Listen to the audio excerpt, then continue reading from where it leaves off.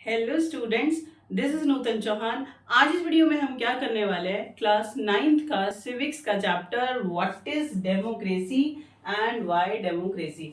एक वीडियो में ये चैप्टर आपको बहुत अच्छे से समझ में आ जाएगा और एग्जाम पर्पज से तो है ही बहुत इंपॉर्टेंट। प्लस आपको आपके देश के बारे में पता होना चाहिए। आप एक ऑटोक्रेटिक डिक्टेटर कंट्री में नहीं, आप एक डेमोक्रेटिक कंट्री में रहते हैं। तो इस चैप्टर को पढ़ने के बाद आपको मीनिंग तो आपने पहले भी समझी हुई है कि डेमोक्रेसी का क्या मतलब होता है, लेकिन इसकी क्या इंपॉर्टेंस है। और हमारे देश ने ऑटोक्रेटिक डिक्टेटर, मोनार्की और कोई सिस्टम क्यों ना अपनाकर सिर्फ डेमोक्रेसी को अपनाया, तो इसके बाद ना आपको कभी शिकायत नहीं होगी। आपको बहुत प्राउड होगा कि हाँ, हम एक सही कंट्री में डेमोक्रेसी के साथ रहते हैं। ठीक है, तो let's begin today our topic with meaning of democracy. ठीक है, व्हाट इज डेमोक्रेसी। अगर हमें पूरे चैप्टर को समझना है तो सबसे पहले समझना पड़ेगा डेमोक्रेसी का मतलब। This is very very simple. See, आपको अगर किसी डिक्टेटर कंट्री में रख दिया जाए या फिर मिलिट्री कंट्री के अंदर जहां मिलिट्री का शासन होता है, या ऑटोक्रेटिक जहां राजा का शासन होता है, वहां पर बेटा जनता की नहीं सुनी जाती। ठीक है, कोई भी फैसला राजा लेता है, अगर वो गलत है बस थोप दिया जाता है, लोग आवाज नहीं उठा सकते।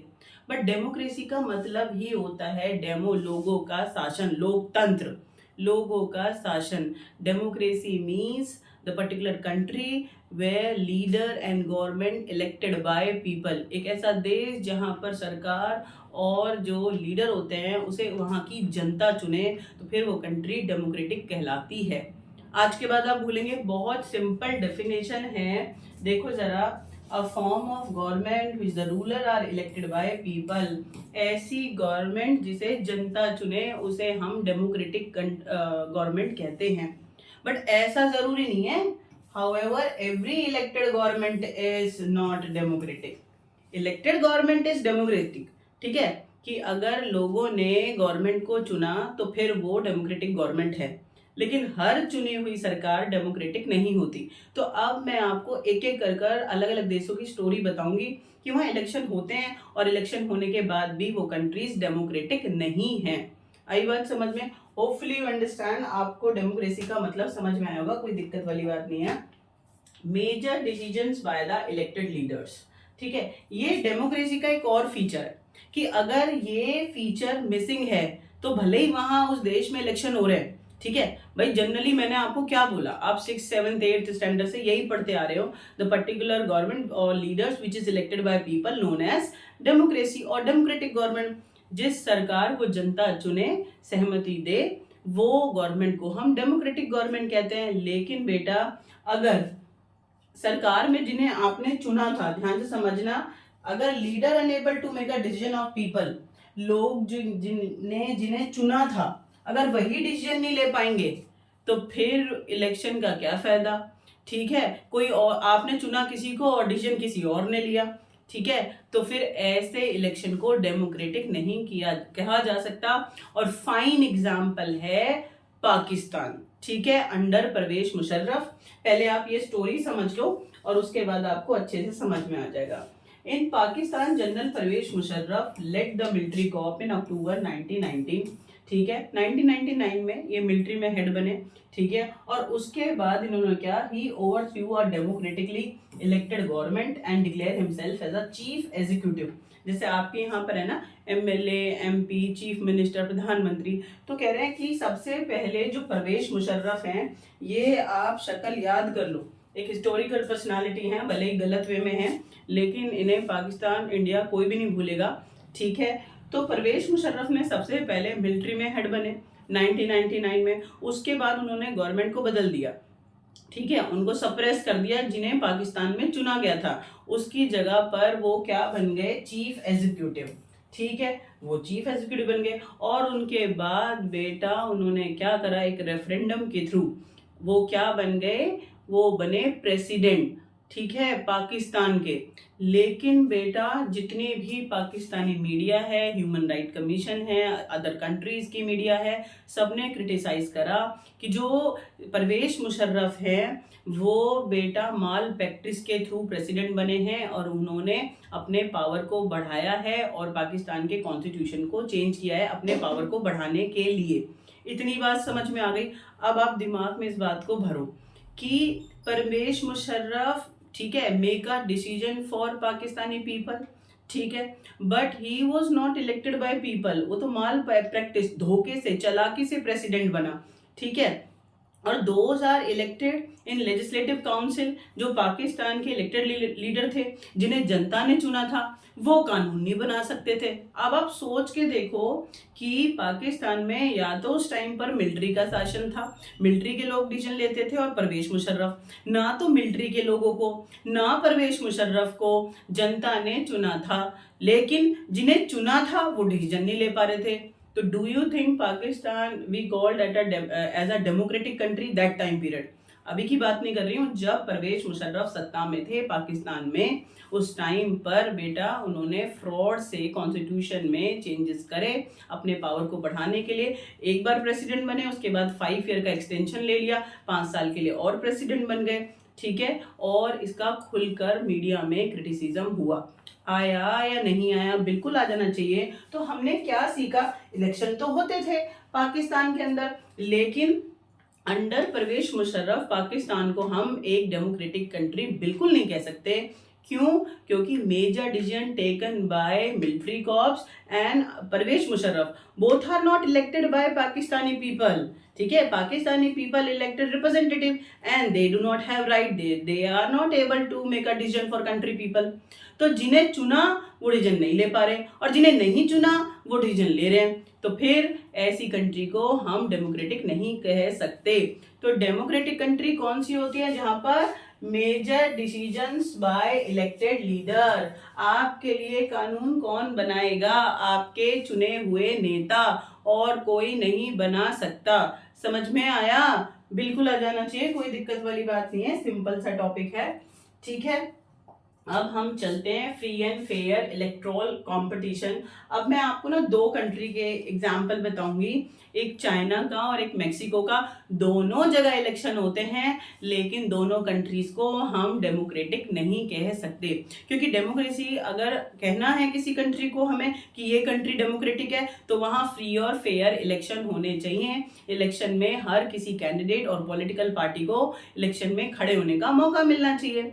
चाइना में भी ऐसा नहीं था और मेक्सिको में भी ऐसा नहीं था, इसीलिए हम उन कंट्रीज को इलेक्शन होने के बाद भी डेमोक्रेटिक नहीं कहते। आई बात समझ में? जरा देखें चाइना में क्या हुआ।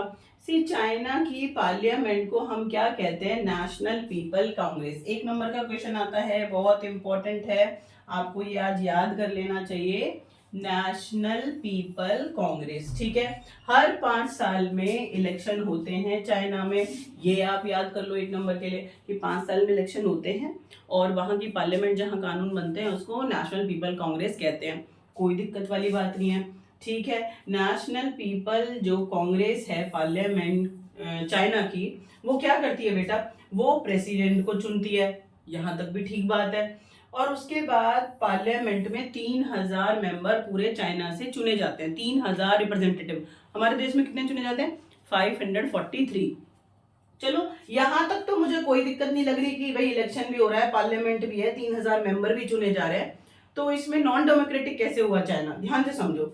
सब member are elected by army, यानी 3000 मेंबर्स जो पार्लियामेंट के लिए चुने जाएंगे चाइना में, कुछ आर्मी चुन के भेजेगी। ये देखो, आपके देश में ऐसा होता है? नहीं। Before contesting election a candidate need to approval from Chinese communist party. Chinese communist party, ये बवाल है।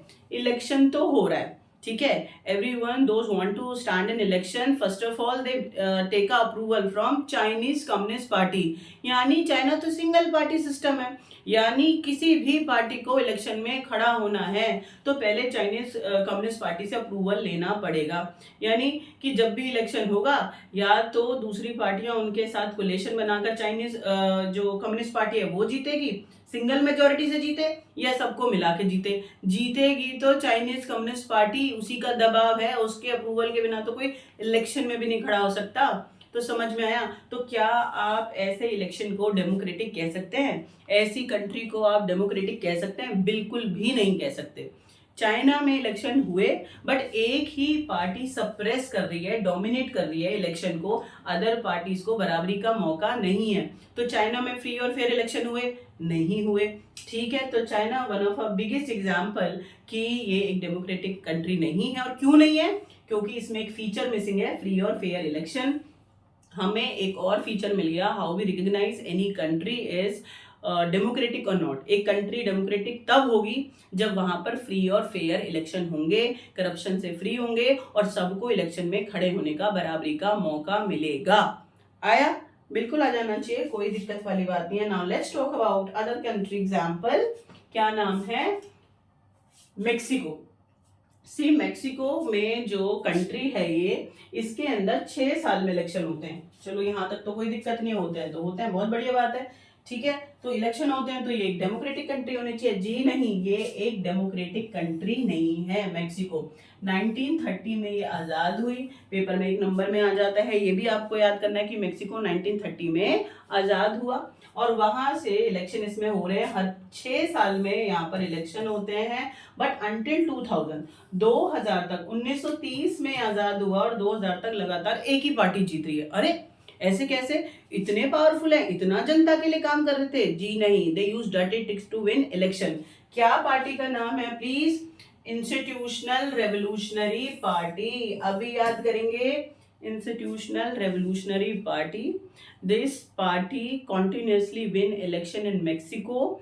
ठीक है, 2000 तक आते आते, इस साल तक आते आते लगातार ये ही जीत रहे हैं इलेक्शन को। क्यों?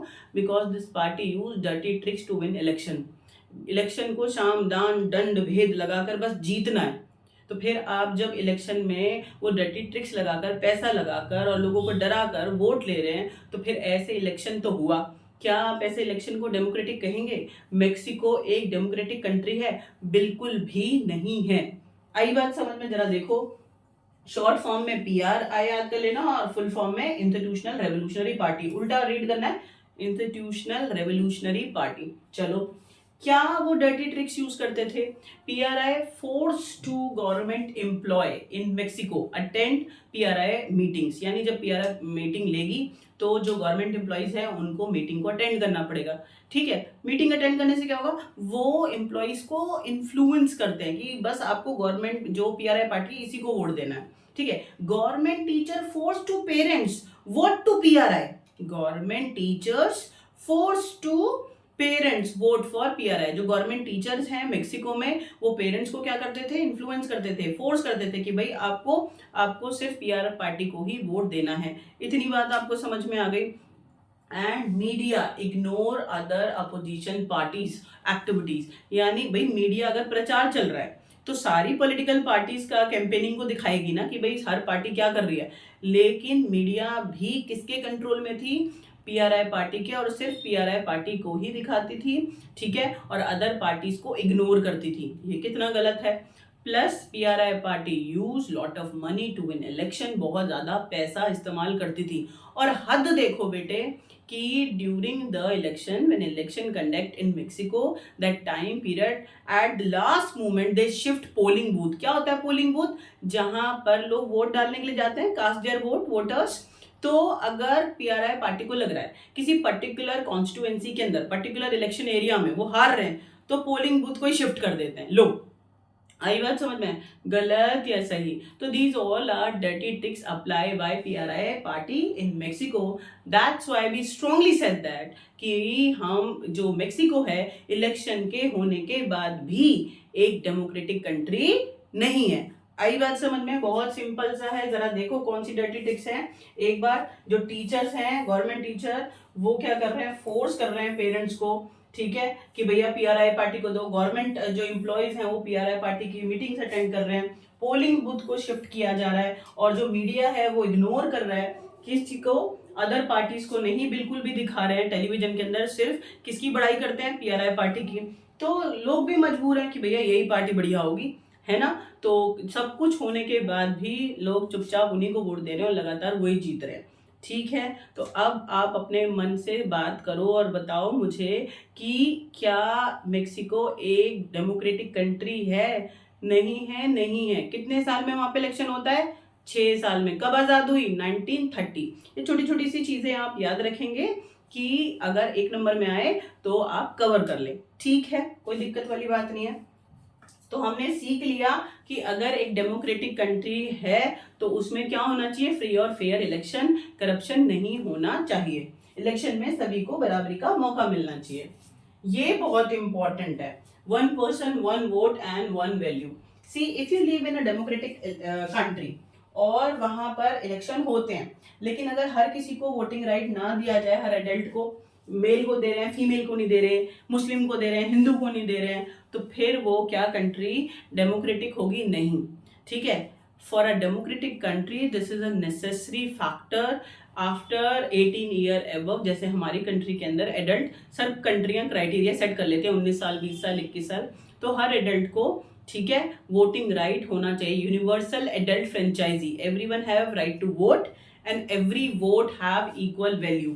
अगर किसी देश में लोगों को अपना नेता चुनने के लिए बराबर वोटिंग राइट नहीं है तो भूल जाओ, फिर वो एक डेमोक्रेटिक कंट्री है। आज के बाद आप आराम से पकड़ लोगे कि कोई कंट्री डेमोक्रेटिक है या नहीं है। आई बात समझ में? बहुत सिंपल सी बात है, जरा देखो। These are example of some countries where denial right to vote, यानी denial का मतलब होता है नेग्लेक्ट कर दिया जाता है, बराबरी का वोटिंग राइट नहीं मिलता। कौन सी कंट्रियां हैं ऐसे? सऊदी अरब में आज तो नहीं बेटा, लेकिन 2015 तक औरतों को वोटिंग राइट नहीं था, सिर्फ आदमियों को वोटिंग राइट था। तो क्या Saudi Arab that time period एक डेमोक्रेटिक कंट्री थी? नहीं थी। ठीक है, औरतों को वहां पर वोटिंग राइट नहीं था। इस्तोनिया, इस्तोनिया एक कंट्री है, यहाँ जैसे हमारे देश में है ना, मुस्लिम माइनॉरिटीज में है, तो क्या उनको वोटिंग राइट नहीं मिलता? मिलता है ना। लेकिन इस्तोनिया कंट्री में जो कम संख्या में माइनॉरिटी में रशियन रहते थे, उनके जो वोटिंग राइट है वो नहीं था, ऑलमोस्ट उन्हें देने में डिफिकल्टी, ऑब्स्टेकल क्रिएट किए जाते थे, वो वोट नहीं दे सकते थे। इतनी बात समझ में आ गई? In Estonia country Russian minority people difficult to cast their vote डालने में मुश्किल होती थी, हाथ पैरों में दर्द होता था? नहीं, इट मीन्स वहां के लोग उन्हें वोट डालने नहीं देते थे। बात समझ में आ गई? आप देखते हैं फिजी, फिजी कंट्री में तो और ज्यादा ड्रामा है। सबको वोटिंग राइट है, कहने के लिए सबको वोटिंग राइट है, ठीक है, लेकिन जो इंडिजीनियस फिजी हैं उनके वोटिंग राइट ज्यादा है, उनके वैल्यू देखो, इंडिजीनियस फिजी, और जो इंडियन फिजी हैं उनके वोट की वैल्यू कम है। अब आप कहोगे मैडम इंडिजीनियस फिजी और जो इंडियन फिजी है उसमें क्या डिफरेंस है? देख बेटा, इंडिजीनियस और नेटिव का मतलब होता है उसी देश में रहने वाले।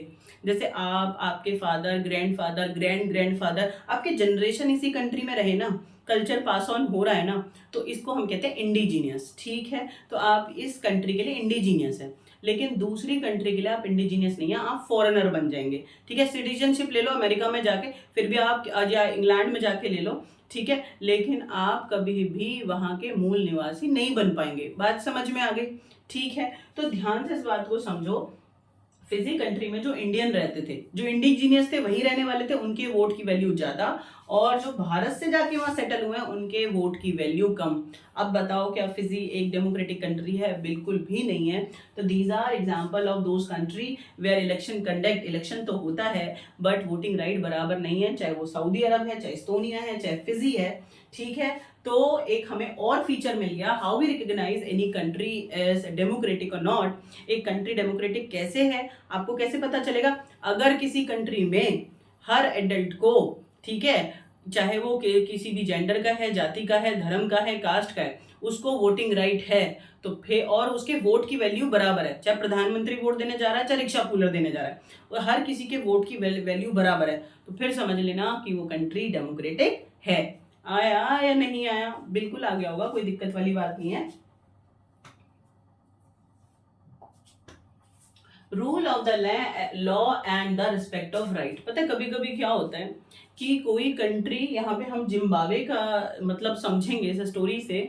जिम्बाब्वे में इलेक्शन भी होते थे, और जिम्बाब्वे में जो लीडर बने प्रेसिडेंट रॉबर्ट मुगाबे, वो पॉपुलर सपोर्ट से जीते, जनता ने भरकर सपोर्ट करा उन्हें, बावजूद इसके उनकी पार्टी और वो या वो कंट्री हम डेमोक्रेटिक नहीं कह सकते। Under Robert Mugabe Zimbabwe we can not say it's a democratic country, हम नहीं कह सकते। क्यों क्यों नहीं कह सकते? ऐसा क्या कर दिया था? रूल ऑफ लॉ, जिस देश में अगर कोई डेमोक्रेटिक कंट्री है तो वहां पर प्रशासन कानून के हिसाब से चलता है, कॉन्स्टिट्यूशन के हिसाब से चलता है। प्रेसिडेंट, प्राइम मिनिस्टर, कोई भी इलेक्टेड रूलर अपनी मर्जी नहीं चला सकते। ठीक है, तो जिम्बाब्वे में रूल ऑफ लॉ नहीं था, इसलिए हम जिम्बाब्वे को एक डेमोक्रेटिक कंट्री नहीं कहेंगे। क्या था, जरा इस बात को समझो आप। जिम्बाब्वे, देखो, जिम्बाब्वे को फ्रीडम कब मिली? 1980 में। चलो अच्छी बात है, हमें 47 में मिली, उन्हें 80 में मिली। ठीक है, तो कोई दिक्कत वाली बात नहीं है। 1 नंबर का क्वेश्चन है, आपको याद हो जाएगा कि जिम्बाब्वे को आज़ादी मिली 1980 में। ठीक है, और उसके बाद वहां पर एक पार्टी, जब आज़ादी के बाद जब इलेक्शन होता है बेटा, तो कौन सी पार्टी जीतती है? जानू पीएफ। आप ऐसे याद करो, ZANUPF, ZANUPF, जानू पीएफ, ये पार्टी सत्ता में आ गई। ठीक है, और इसके जो मेन लीडर हैं उनका नाम है रॉबर्ट मुगाबे, और ये प्रेसिडेंट बने। जनता ने भरकर प्यार दिया, खूब सपोर्ट करा, पॉपुलर नेता है, पॉपुलर। जैसे आपको पता है, देश की आजादी के बाद लगातार 3 बार इलेक्शन जब हुए, भारत में कांग्रेस मेजोरिटी से जीतती रही है ना। पॉपुलर, बहुत ज्यादा पॉपुलर थी पार्टी, नेहरू जी बने, ठीक है, आपके प्रेसिडेंट। क्यों? क्योंकि उन्होंने देश की आजादी में पार्टिसिपेट किया था, है ना, देश के स्ट्रगल में पार्टिसिपेट करा था। तो सेम एज इट इज ये जो रॉबर्ट मुगाबे है ना, इन्होंने जिम्बाब्वे के फ्रीडम स्ट्रगल में पार्टिसिपेट किया था। अब जनता को तो बहुत भरोसा था कि जो हमें आजादी दिला सकता है तो फिर वो देश कितना अच्छा चलाएगा, प्रशासन को बहुत ऊंचाइयों तक लेके जाएगा, हमारे विकास करेगा जिम्बाब्वे का। बहुत अच्छी बात है, ये सोच थी लोगों की। लेकिन एक इम्पॉर्टेंट इंफॉर्मेशन, अगर आपको 9th और 10th क्लास के सोशल साइंस के नोट्स चाहिए, या आपको 11th और 12th क्लास के हिस्ट्री ऑफ पॉलिटिकल साइंस के नोट्स चाहिए, तो फिर आप मेरे नॉलेज हब ऐप को ज्वाइन कर सकते हैं, या आप मेरे टेलीग्राम लिंक को ज्वाइन कर सकते हैं। दोनों आपको डिस्क्रिप्शन बॉक्स में मिल जाएगा लिंक। आप यहाँ से इजी लैंग्वेज में बहुत अच्छे से एक्सप्लेनेशन है नोट्स में, आप पढ़ सकते हैं। तो आपकी जो स्टडी का जो पूरा रास्ता है वो बहुत आसान होने वाला है। आप वीडियोस को देखते रहो, नोट्स को पढ़ते रहो और खुश रहो, और आपका एग्जाम अपने आप बहुत अच्छा होने वाला है। ठीक है, सत्ता का नशा बहुत बुरा होता है बेटे। जब रॉबर्ट मुगाबे सत्ता में आए तो ही अमेंडेड कॉन्स्टिट्यूशन, उन्होंने कॉन्स्टिट्यूशन को चेंज कर दिया टू इंक्रीज हिज पावर, अपनी पावर को बढ़ाने के लिए। And he don't want people accountable their work, कि लोग उसके काम को चेक कर पाए, जो मतलब कोई बोल ही ना पाए उसके खिलाफ। तो उसने बहुत सारे चेंजेस करे, जैसे कि क्या क्या कर दिया था, जरा समझना। He made changes in the constitution and increased his power, अपनी पावर को बढ़ा लिया। Demonstrations and opposition parties were declared illegal, उसके खिलाफ कोई स्ट्राइक नहीं कर सकता, उसे क्रिटिसाइज नहीं कर सकता, हड़ताल नहीं कर सकता, और पार्टी जो है वो इलेक्शन में खड़ी नहीं हो सकती है, सारी इलीगल डिक्लेयर कर दी गई। गलत या सही? बिल्कुल गलत। भाई डेमोक्रेसी में तो बराबरी का मौका होता है। No criticism of the president, उसने कानून बना दिया कॉन्स्टिट्यूशन में कि प्रेसिडेंट को कोई क्रिटिसाइज नहीं कर सकता। अच्छा जी। Television and radio were control by government, कुल मिला के media control by Robert Mugabe, government, ZANU PF party ने कंट्रोल कर लिया। कि देखो, जो जर्नलिस्ट है, मीडिया है, इंडिपेंडेंट तो था, लेकिन अगर कोई जर्नलिस्ट उनके खिलाफ लिखेगा, उनको क्रिटिसाइज करेगा उनके पॉलिसीज को, तो उसको पनिशमेंट देते थे, सप्रेस करते थे। ठीक है, मीडिया को उन्होंने कंट्रोल कर लिया, अदर पार्टीज को इलीगल डिक्लेयर कर दिया, डेमोन्स्ट्रेशन वो नहीं करने दे रहे हैं, क्रिटिसाइज वो नहीं करने दे रहे हैं। ठीक है, तो अब बताओ, इतने पॉपुलर नेता का क्या होने का फायदा? काम तो एक डिक्टेटर की तरह कर रहा है। इलेक्शन भी हुआ, पॉपुलर सपोर्ट से भी जीता, but he not run administration of Zimbabwe according to rule of law, कानून के हिसाब से तो देश नहीं चलाया, सबको बराबरी का मौका तो नहीं दिया। इसीलिए हम जिम्बाब्वे को अंडर रॉबर्ट मुगाबे एक डेमोक्रेटिक कंट्री नहीं कह सकते।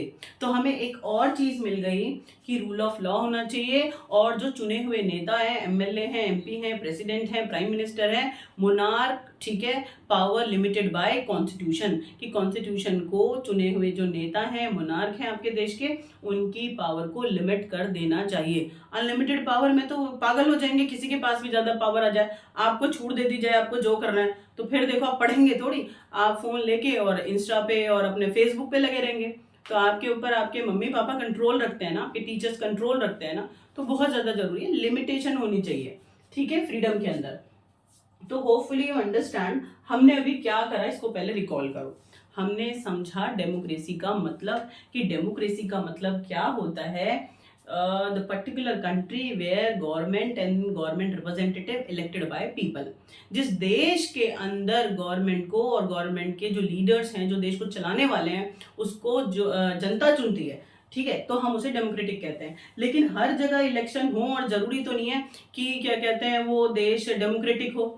जिसमें चाइना मैंने आपको बताया कि सिर्फ एक ही पार्टी लगातार जीत रही है, मेक्सिको बताया डर्टी ट्रिक से एक ही पार्टी जीत रही है, मैंने जिम्बाब्वे बताया कि पूरे कॉन्स्टिट्यूशन को अलट पलट दिया, कंट्रोल कर रखा है सबको, पॉपुलर है वो नेता, उसके बाद भी वो एक डेमोक्रेटिक कंट्री नहीं है, ठीक है। पाकिस्तान मैंने आपको बताया कि जो चुने हुए नेता हैं वो डिसीजन नहीं ले पा रहे, और जो चुने हुए नहीं है लाइक मिलिट्री और परवेज मुशर्रफ, वो डिसीजन ले रहे हैं जनता के लिए। तो जो पाकिस्तान है वो भी एक डेमोक्रेटिक कंट्री नहीं है। तो समझ में आया, यानी डेमोक्रेटिक होने के लिए सिर्फ एक क्राइटेरिया ये नहीं है कि इलेक्शन में जनता ने नेता को सुन लिया तो ये डेमोक्रेटिक कंट्री है, नहीं, आपको बहुत सारे क्राइटेरिया समझने पड़ेंगे। स्टूडेंट का मतलब सिर्फ स्कूल जाना नहीं होता बैग लटका के, जो डिसिप्लिन में रहेंगे, अनुशासन करेंगे, टीचर का रिस्पेक्ट करेंगे, माँ बाप की करेंगे, ध्यान से पढ़ेंगे, खेलेंगे भी, खाएंगे भी, मस्त भी रहेंगे, स्वस्थ भी रहेंगे, this is the proper definition of student, ठीक है। ये नहीं है स्कूल गए तो मैडम हम स्टूडेंट है। बात समझ में आई क्या कहना चाहती हूँ? तो सेम एज इट इज जो डेमोक्रेसी है इसका भी बहुत बड़ा डेफिनेशन है, उसमें बहुत सारी चीजें आती हैं। मैंने आपको एग्जाम्पल के साथ समझाया कि जो मोनार्क होते हैं, गवर्नमेंट होते हैं, limit the power of constitution को उनकी पावर को लिमिटेड कर देते हैं। प्लस क्या होता है कि decision make by elected leaders, की एक डेमोक्रेटिक कंट्री में जो डिसीजन होंगे, कानून कौन बनाएगा, चुने हुए नेता बनाएंगे, और election must be conduct free और फेयर। अगर एक डेमोक्रेटिक कंट्री होगी तो इलेक्शन कैसे होंगे, फ्री और फेयर।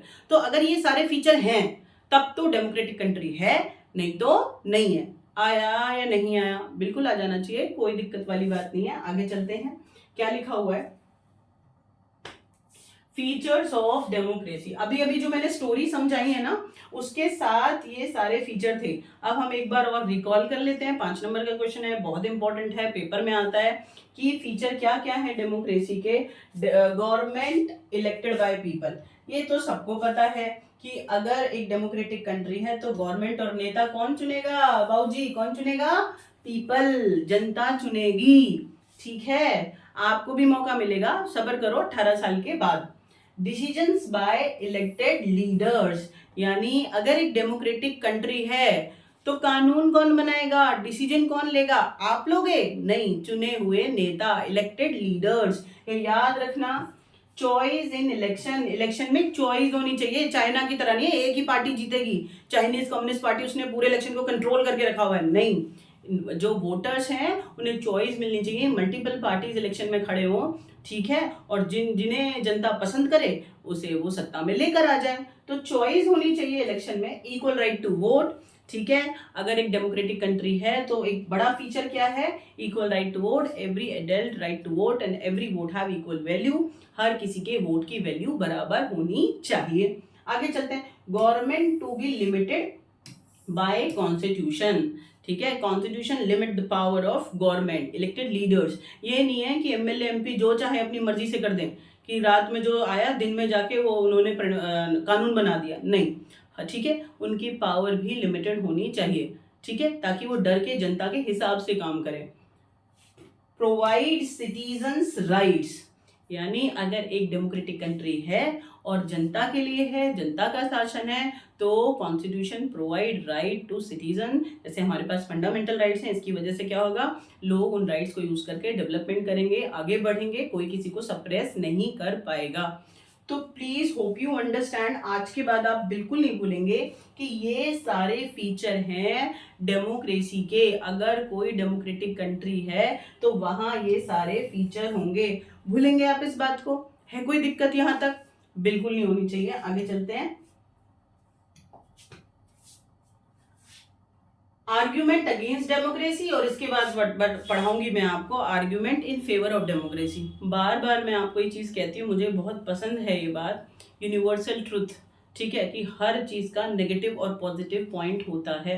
चैप्टर में धुआंधार आपको कोशिश की गई कि डेमोक्रेसी से बढ़िया कोई गवर्नमेंट नहीं होती। यहाँ वोटिंग राइट होता है, चॉइस होती है, ठीक है, गवर्नमेंट आपकी मर्जी से डिसीजन लेती है जैसा आप चाहते हैं। चलो अच्छी बात है, लेकिन बेटा ऐसा नहीं हो सकता कि डेमोक्रेसी में कोई बुराई नहीं है। अगर बुराई नहीं है तो फिर इतना कंडेम कैसे होता है, इतने सारे लोग बुराई कैसे करते हैं कि बेकार है, हम ये वाली तो गवर्नमेंट होनी चाहिए, फलाना ढिमका, है ना। तो बुराइयां तो बहुत होती हैं। तो हमें ये समझना है, this is a universal truth, कि हर चीज में नेगेटिव और पॉजिटिव पॉइंट होते हैं। काफी टीचर्स बच्चों को कहते हैं ना, एक दो बच्चों को, ये नालायक तो कुछ नहीं करेगा। बेटा वो भी कुछ कर लेगा, कि ज्यादातर भले ही उसमें नेगेटिव पॉइंट है, उसमें कोई पॉजिटिव पॉइंट भी होगा। ऐसा नहीं हो सकता कि पूरा नेगेटिव हो। हर चीज में नेगेटिव पॉजिटिव होता है। हाँ, हमें एनालाइज कैसे करना होता है, चाहे वो कोई चीज है चाहे डेमोक्रेसी है, कि नेगेटिव ज्यादा है या पॉजिटिव, उस हिसाब से डिसाइड किया जाता है कि चीज अच्छी है या बुरी। नेगेटिव और पॉजिटिव दोनों पहलू हर चीज में मौजूद होते हैं। Now let's talk about democracy. Democracy में क्या बुराई होती हैं? बहुत सारी बुराई हैं। सबसे बड़ी बुराई है कि डेमोक्रेसी में क्या होता है, इनस्टेबिलिटी बनी रहती है। क्या होता है इनस्टेबिलिटी? अस्थिरता, बैलेंस ही नहीं होता। अब 5 साल के लिए कोई और गवर्नमेंट आई, अब अगले 5 साल के लिए कोई और नेताजी आ गए, अभी पहले वाले ने कोई और डिसीजन लिए थे, दूसरे वाले ने कोई और ले लिए, तो इनस्टेबिलिटी बनी रहती है। बात समझ में आई? देखो, चेंजिंग लीडर, लगातार लीडर चेंज हो रहे होते हैं। 5 साल के बाद दूसरा लीडर आ गया, वो अपने दिमाग से डिसीजन लेगा, वो अलग तरीके से देश के लिए कानून बनाना चाहेगा। तो leader keep changing, instability create in democratic countries. तो सच अ बिग चैलेंज, और ये एक बुराई है। दूसरा, कंपटीशन एंड पावर प्ले, ठीक है, यानी जो हमारे देश में डेमोक्रेसी है या कहीं पे भी है, वहाँ लीडर्स के बीच में, पॉलिटिकल पार्टीज के बीच में कंपटीशन बना रहता है, ठीक है। उन्हें सिर्फ जीतने की लगी रहती है। Everyone just have a agenda, ठीक है, to get more power, to become leader. हर किसी को, ये पावर प्ले गेम है कि एमएलए बन गए तो बस राजा हो गए, सब कुछ हमारे हाथ में आ गया, ठीक है। उस स्टेट का जितने, या जो पर्टिकुलर कॉन्स्टिट्यूएंसी है जहाँ आप एमएलए बने हैं, फिर वहाँ की इंडस्ट्री, स्कूल, कॉलेज सब आपके हाथ में आ गए, आप बाबूजी बन गए, है ना। तो पावर प्ले गेम है, माइंड सेट होता है, कोई भी ट्रिक लगा के जीतना होता है, उन्हें लोगों के वेलफेयर की पड़ी नहीं होती है। तो ये बहुत दिक्कत हो जाती है। No scope of morality, every candidate, ठीक है, and every political party just want to win election on any behalf, they use dirty tricks, so there is no scope of morality. नैतिकता खत्म हो जाती है यार। जैसे स्कूल होते हैं, बच्चे बहुत मन के सच्चे होते हैं, यहाँ पे मोरालिटी होती है कि झूठ नहीं बोलना है, हमें कोई क्या कहते हैं गलत काम नहीं करना है। आपके साथ स्कूल में माहौल होता है, लेकिन जैसे जैसे आप जैसे जैसे बड़े होते हैं, प्रोफेशन में आते हैं, सारी चीज़ें भूल जाते हैं, फिर आप झूठ बोल रहे हैं, कोई और गलत काम कर रहे हैं, मोरालिटी खत्म हो रही है। लेकिन अगर मैं बात करूं किसकी, इलेक्शंस की, ठीक है, और पॉलिटिकल पार्टीज की, तो बेटा इनमें मोरालिटी का स्कोप नेताओं में बिल्कुल खत्म हो गया है। सिर्फ जीतने की जो ललक है ना, इनको गलत काम करने पे मजबूर कर देती है, करप्शन करने पर। पैसे से जीतो, मार के जीतो, डरवा के जीतो वोटर को, बस जीत जाओ। समझ में आ गया? तो नो स्कोप ऑफ मोरालिटी होता है। Leader no knowledge about the interest of people, ये बड़ी गड़बड़ हो जाती है। आपको पता है, we elect leader, leader make a decision behalf of us, हमारे लिए कानून बना रहे हैं, लेकिन भैया कैसे एमएलए को सारा जो कॉन्स्टिट्यूएंसी और लोगों के हालात पता है, हर गली मोहल्ले में बिजली पानी क्या इंतजाम है पता होता है? नहीं। तो वहां पर स्टेट लेजिस्लेटिव असेंबली में बैठकर या एमपी सेंट्रल लेजिस्लेटिव असेंबली में बैठकर जो उन्हें मेजोरिटी से ठीक लगता है वो डिसीजन लेते हैं, लेकिन वो आपके मन की बात तो नहीं पढ़ पाते हैं। बात समझ में आए? तो जो नेताजी होते हैं वो गली मोहल्ले की हालत क्या जाने, तभी तो कहते हैं नेताजी कभी घर आके देखो, हमारे मोहल्ले में आके देखो, है ना। हाईवे बनवा दिए, ये कर दिया, वो कर दिया, बट जब हम ग्राउंड लेवल पे डेवलपमेंट देखते हैं तो जीरो नतीजा, है ना। तो जो लीडर्स हैं वो बहुत अच्छे डिसीजन नहीं ले पाते because they failure to understand interest of people. लोग क्या चाहते हैं वो नहीं समझ पाते। डिले इन डिसीजन, आपको पता है ये थोड़ी सी क्या बहुत बड़ी कमी है कि डेमोक्रेसी में पार्लियामेंट है, डिस्कशन होता है, डिबेट होती हैं और एक बिल 10 साल 5 साल 15 साल के लिए लटक जाता है। कानून बनने में इतना टाइम लगता है, तो बहुत ज़्यादा टाइम कंज्यूम होता है। तो ये बहुत बड़ी बुराई है। क्विक एक्शन डेमोक्रेसी में नहीं होते क्योंकि सबके व्यूज लेने होते हैं ना। 543 तो वहाँ बैठे होते हैं, मीडिया का लेना है, जनता के व्यूज इकट्ठे करने हैं, एनालाइज करना है, कमीशन बैठाना है, तो बहुत बड़ा लंबा प्रोसीजर होता है। ठीक है, आपको पता है कि लड़कियों के लिए बिल की एक डिमांड रखी हुई है कि 1/3 रिजर्वेशन उनको लोकसभा में चाहिए एमपीज वाले सीट्स पे, लेकिन अभी तक वो बिल लटका हुआ है और 10 साल से ऊपर की बात हो गई। आप ये सोच के देखो, है ना। तो ऐसे कभी कभी क्या होता है, बिल लटक जाते हैं और कानून नहीं बन पाते हैं, तो इसमें टाइम की वजह से क्या होता है, डेवलपमेंट प्रोसेस स्लो हो जाता है। ठीक है, तो डीले होते हैं डिसीजन। जो नेताजी हैं उन्हें इंटरेस्ट नहीं पता लोगों का, नो स्कोप ऑफ मोरालिटी, जीतने के लिए वो जो चाहे करते हैं। कंपटीशन बहुत ज्यादा होता है, हर किसी को सत्ता में आना है, इनस्टेबिलिटी बनी रहती है। अब टीचर जब कई सालों से एक चीज को पढ़ा रहे होते हैं स्कूल के अंदर, 10 साल 15 साल, और अपना रिटायरमेंट लेते हैं 20 साल 25 साल, तो वो स्टेबल होते हैं, उन्हें पता होता है कि नॉटी बच्चे को कैसे पढ़ाना है या फिर जो टफ बच्चा है उसको कैसे निकालना है, इंटेलेक्चुअल को कैसे निकालना है ना। लेकिन अगर आपका सोचो हर महीने टीचर बदल दें, हर लेक्चर के बाद टीचर बदल दें, तो आप कोप अप नहीं कर पाओगे। कहेगा अभी तो ये स्पीड से पढ़ा रहा था, अभी ये स्लो पढ़ा रहा है, ये कुछ कह रहा है, वो कुछ कह रहा है, तो आप कंफ्यूज हो जाओगे और भट्टा धार हो जाएगा। तो यही कुछ हालात ना डेमोक्रेटिक कंट्री में होते हैं कि इंस्टेबिलिटी बनी रहती है। ये बुराई है, आज के बाद आपको नहीं बोलना चाहिए, कोई दिक्कत वाली बात नहीं है। आर्ग्यूमेंट इन फेवर, अभी आपको थोड़ा धक्का लगा होगा, मैडम कह रही हैं कि मोरालिटी भी नहीं है, स्लो डिसीजन होते हैं, तो आपको बुरा लगा। लेकिन मैंने आपको क्या था कि सिक्के के दो दो पहलू होते हैं, बुराई है तो अच्छाई भी है। हम डेमोक्रेटिक कंट्री में रहते हैं तो आपको खुश हो जाना चाहिए कि हम जहाँ रहते हैं बिल्कुल सही रहते हैं, सही गवर्नमेंट के हाथ में है। यहाँ पे क्या है, अब मैं आपको अच्छाई बताती हूँ। डेमोक्रेसी में कुछ अच्छाई भी होती है, कुछ क्या बहुत अच्छाई होती है, इतनी बुराई नहीं है यार जितनी दिखाई जाती है। अगर आप अपना जिम्मेदारी ले लेना सिटीजन, तो फिर गवर्नमेंट की क्या मजाल। जो करप्शन होता है जिससे आप परेशान होते हो तो आप खुद करवाते हैं। ठीक है, मोर अकाउंटेबल, क्या होता है अकाउंटेबल? अकाउंटेबल होता है जांचना। ठीक है, democratic government is more accountable as compare to dictator, वो लेस अकाउंटेबल गवर्नमेंट होती हैं। अगर एक डिक्टेटर ने, अगर एक ऑटोक्रेटिक मोनार्की ने डिसीजन ले लिया ना, तो क्या मजाल कोई मुंह भी फाड़ पाए, खोल भी नहीं सकते कि हमें ऐसा लग रहा है। But you live in a democratic country, you have right. If you are not satisfied with the decision of government representatives, तो यू रेज योर वॉइस, हड़ताल करो, स्ट्राइक करो, मीडिया में जाओ, फेसबुक पे डालो, इतना बड़ा social media platform you have, तो आपके पास अपन बोलोगे तो सही कि ये गलत लग रहा है। बात समझ में आई? तो हम काम को चेक कर सकते हैं कि भाई हमें ये ठीक नहीं लग रहा, और जनता प्रेशर बना देती है और उन्हें वो बदलना भी पड़ेगा, तो आप काम को चेक कर सकते हैं सही हो रहा है या गलत हो रहा है। लेकिन आप अगर डिक्टेटर कंट्री में रहते ना, भाई साहब बोलने भी नहीं देते। ठीक है, कि जो थुप गया तो थुप गया, अच्छा है तो अच्छा और बुरा है तो बुरा, चुपचाप खा लो, डाइजेस्ट कर लो। ठीक है, तो सही कंट्री में रह रहे हो ना। क्वालिटी इन डिसीजन मेकिंग, भैया क्वालिटी तो अच्छी आएगी। पार्लियामेंट के अंदर after long discussion, after long debate, a single bill pass and make a law और इम्प्लीमेंट इन अवर सोसाइटी। 1 साल लग जाता है, 2 साल लग जाता है, लोगों के व्यूज लिए जाते हैं। आपको शुरू में तो लगा डिले हो जाता है, यार जल्दी जल्दी डिसीजन लो, लेकिन बेटा जल्दीबाजी में गलत डिसीजन होते हैं, और जब डिस्कस और डिबेट करके सोच समझ के डिसीजन लिया जाते हैं तो भविष्य में वो डिसीजन कामयाब होते हैं।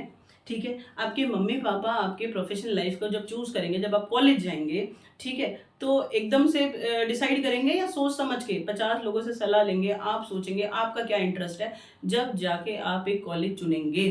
ठीक है, जल्दीबाजी में चुन लोगे तो फिर आप अपने घर बैठो, उस डिग्री का कोई फायदा नहीं होगा, है ना, पछताएंगे। तो बेटा डेमोक्रेसी में डिसीजन डिले तो होते हैं बट क्वालिटी वाइज अच्छे होते हैं, डिसीजन क्वालिटी वाइज, ठीक है, परफेक्ट इन डेमोक्रेसी में। ये तो नहीं कह रही कि कभी गलत ही नहीं होता, जहाँ गलत होता है लोग आवाज उठा लेते हैं, आवाज का राइट है, लेकिन ज्यादातर भरोसा ये रहता है कि भाई बहुत अच्छा डिस्कशन हुआ है, लोगों के विचार लिए गए हैं, ठीक है, तो फिर डिसीजन अच्छा ही होगा क्वालिटी वाइज।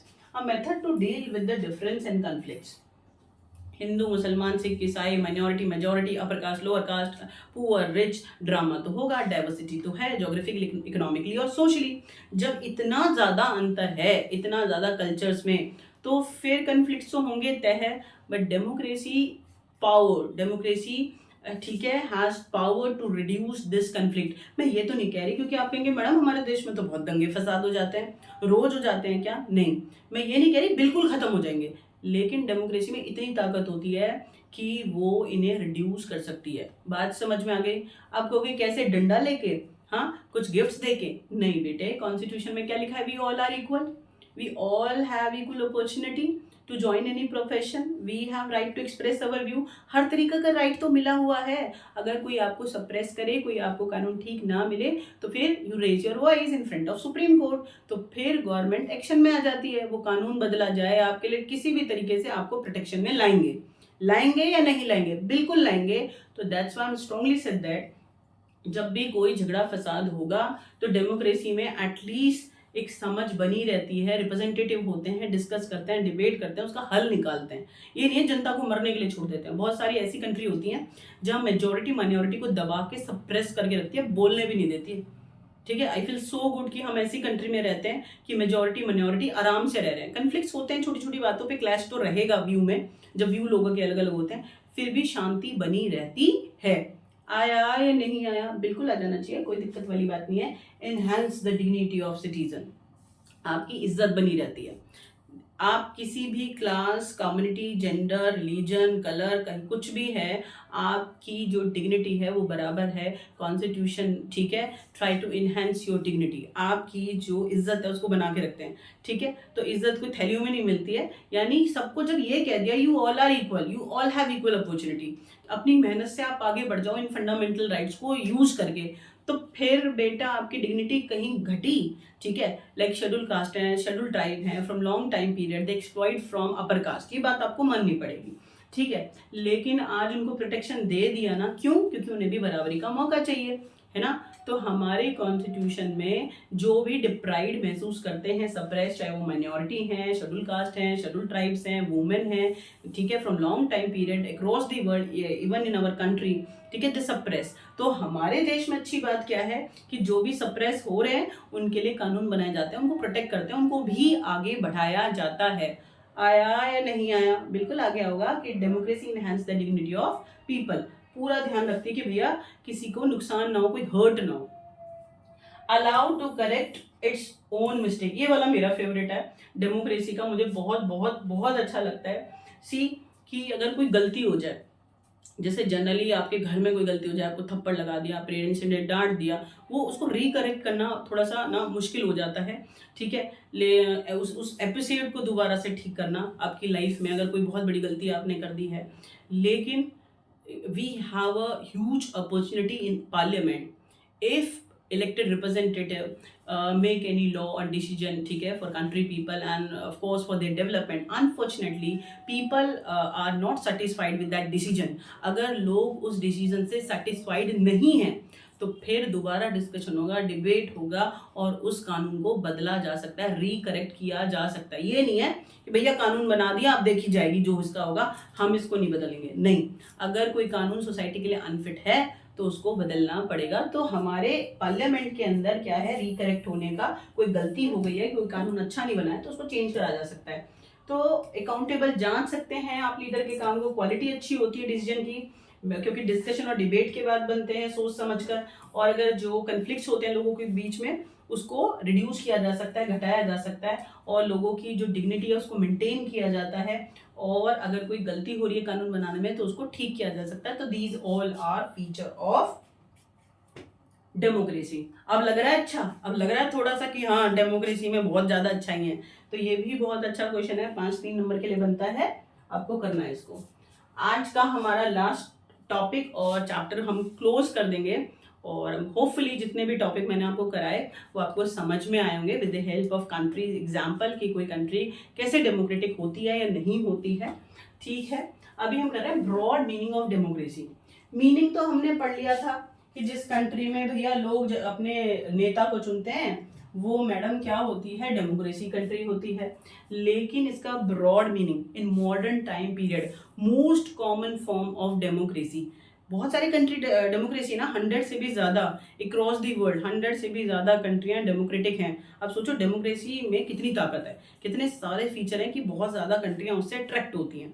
है, मैं ये नहीं कह रही डिक्टेटर कंट्री नहीं है या ऑटोक्रेटिक कंट्री है, लेकिन सबसे ज़्यादा डेमोक्रेटिक कंट्री है। और डेमोक्रेसी में भी, डेमोक्रेसी के ना टाइप्स होते हैं, एक होता है डायरेक्ट रूल और एक होता है रिप्रेजेंटेटिव डेमोक्रेसी। तो हमारे देश में है रिप्रेजेंटेटिव डेमोक्रेसी, याद रहेगा आपको please. Most common form of democracy which is apply by different democratic countries we known as representative democracy.